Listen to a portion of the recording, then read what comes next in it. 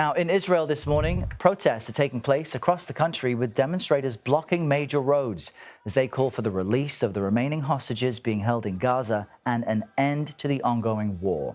This comes as we're learning about Israeli strikes on a hospital in Gaza yesterday. We reported that to you. It killed at least 20 people, including 5 journalists.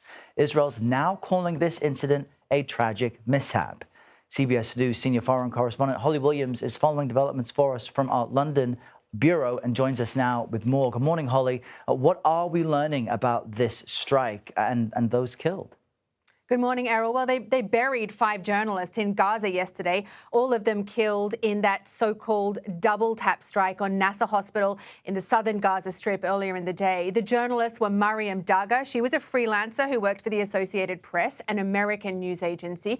Moaz Abu Taha, another freelancer who sometimes filed for the Reuters news agency. Mohammed Salama, who worked for Al Jazeera. Ahmed Abu Aziz, who worked for several outlets. And Hossam Al-Masri, who worked for Reuters. Just to break down exactly what happened, a first Israeli strike hit Nasser Hospital in southern Gaza just after 10 a.m. local time yesterday. It's widely known, including outside of Gaza, that the building's rooftop is used by reporters to broadcast live. Then, just minutes later, after emergency responders arrived and as journalists were filming the aftermath of the first attack, another Israeli strike targeted the same location, a so-called double tap.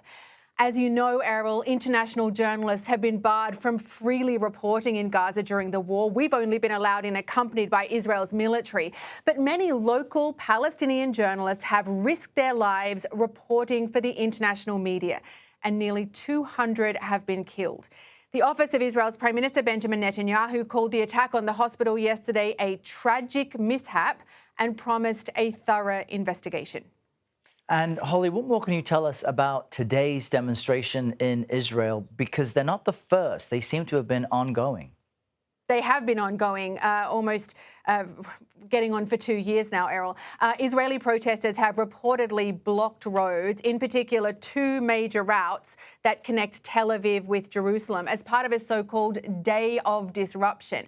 Now, they are demanding that the remaining hostages still being held in Gaza are brought home. They are angry that Israel's government has so far failed to do that, and they're calling for a ceasefire. We should point out that Israeli police maintain that all roads are open to traffic. As you know, on October 7th, 2023, militants from Gaza went on a rampage in southern Israel, killing around 1,200 and taking over 250 hostages.